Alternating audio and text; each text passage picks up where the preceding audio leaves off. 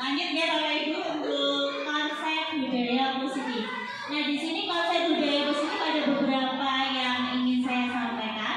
Di mana yang pertama itu ada perubahan paradigma belajar. Yang kedua ada kebutuhan dasar manusia, jadi manusia memiliki kebutuhan apa saja itu. Terus yang ketiga ada disiplin positif. Disiplin positif ini sangat penting sekali karena ini berdasarkan kesadaran diri, bukan karena paksaan, bukan karena adanya aturan dan sebagainya.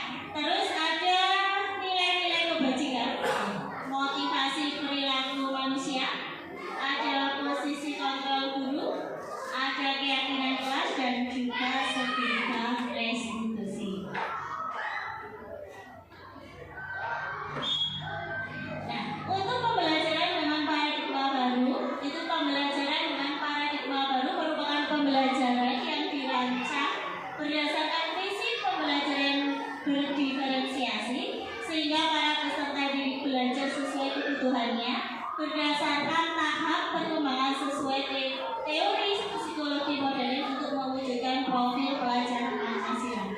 Kita tidak asing lagi dengan profil pelajar Pancasila, di mana profil pelajar Pancasila itu ada 6: beriman, bertakwa kepada Tuhan Yang Maha Esa dan berakhlak mulia, berkebinekaan global, bergotong royong, kreatif, bernalar kritis dan juga mandiri. Ini sudah tidak asing lagi dan sudah di luar kepala ya.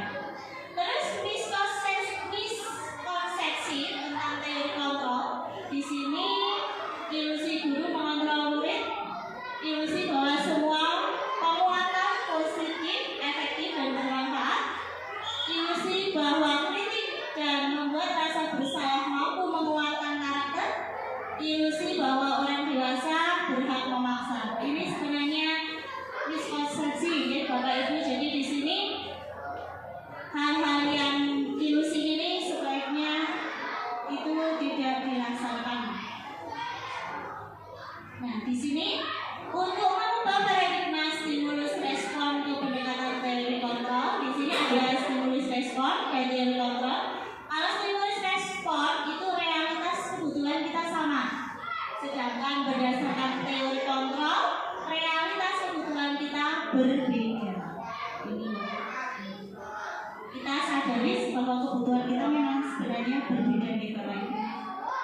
Terus yang kedua, stimulus responnya semua orang melihat hal yang sama, sedangkan teori kontrolnya setiap orang memiliki gambaran berbeda-beda. Jadi ketika melihat sesuatu itu sebenarnya tidak semua orang sama pendapatnya, pandangannya tidak semua orang sama.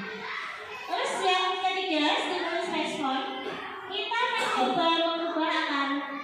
mengubah orang akan berpandangan sama dengan kita. Teori kontrolnya, kita berusaha memahami pandangan orang lain tentang dunia. Jadi di sini ada perbedaan pandangan di setiap orang. Terus stimulus respon, perilaku buruk dilihat sebagai suatu kesalahan.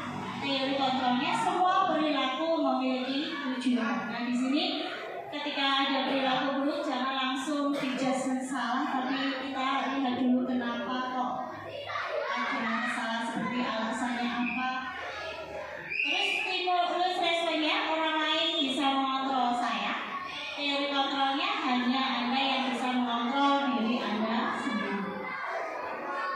Yang selanjutnya, stimulus respon, saya bisa mengontrol orang lain. Pada kenyataan teori kontrolnya Anda tidak bisa mengontrol orang lain. Selanjutnya, stimulus respon, pemaksaan ada pada saat rujukan gagal. Teori kontrolnya kolaborasi dan konsensus menciptakan pilihan-pilihan. Selanjutnya, stimulus responnya model berpikir menang atau kalah. Kalau teori kontrolnya model berpikir menang-menang. Jadi ini perbedaan antara stimulus respon dan teori kontrol. Selanjutnya untuk disiplin positif. Untuk disiplin positif ini berasal dari kata disiplinan, artinya belajar. Disiplin itu mengacu pada disiplin diri yang memiliki tanggung jawab terhadap apa yang dilakukan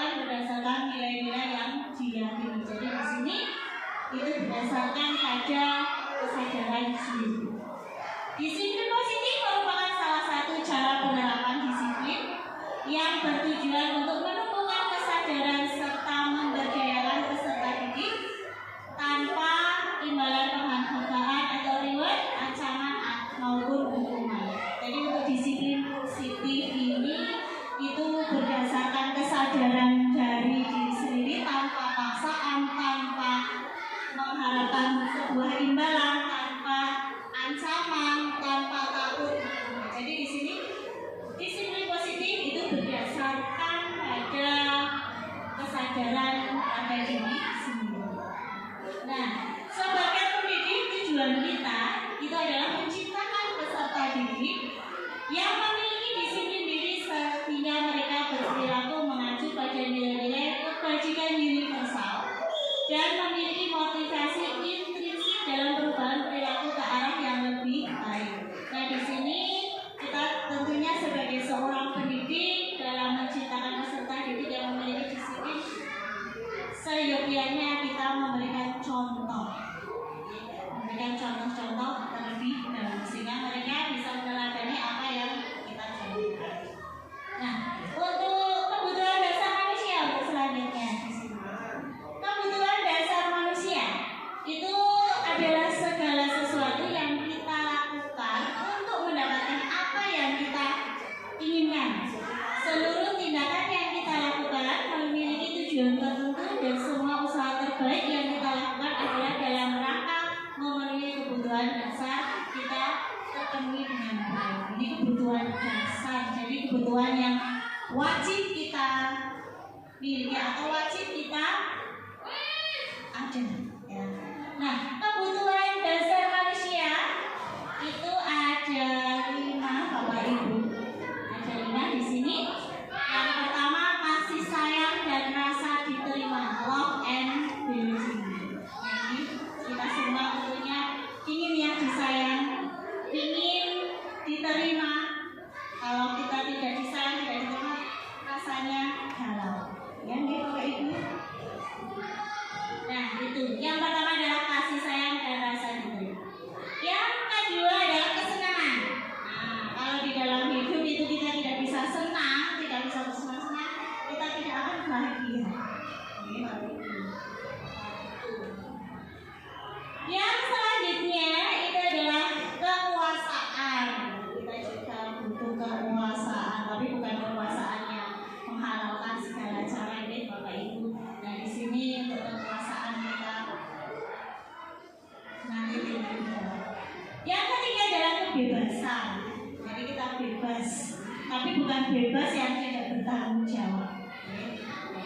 Yang selanjutnya adalah bertahan hidup. Ini yang sangat penting. Kita juga harus bertahan hidup di zaman yang sedang zaman modern, zaman IT. Kita juga harus bertahan. Bagaimana kita bisa bertahan di situasi yang kita hadapi. Di sini kebutuhan dasar manusia yang tadi ada 5, kita telah satu-satu. Bapak Ibu, yang pertama bertahan hidup itu yang pertama adalah makanan, Bapak Ibu. Makanan tentu saja itu hal yang utama. Kalau kita tidak makan, lemes nih Bapak Ibu, nanti bisa sakit. Karena makan juga termasuk ciri makhluk hidup ya Bapak Ibu, yaitu memerlukan nutrisi. Nah, makanan di sini silakan untuk kita lihat makanannya, makanan yang harusnya halal dan baik ya, dan juga makanan yang sehat. Yang selanjutnya adalah pakaian. Kita tidak akan terlihat pede kalau kita tidak berpakaian yang rapi, dan kita tidak bisa pede kalau kita tidak berpakaian yang rapi. Yang selanjutnya adalah tempat tinggal. Nah, tempat tinggal di sini itu rumah nih Bapak Ibu. Yang selanjutnya adalah aman. Ini keamanan sangat penting karena kalau kita tidak aman, kita hidupnya tidak aman, itu serasa ada kekhawatiran terus. Kita tidak bisa melanjutkan hidup dengan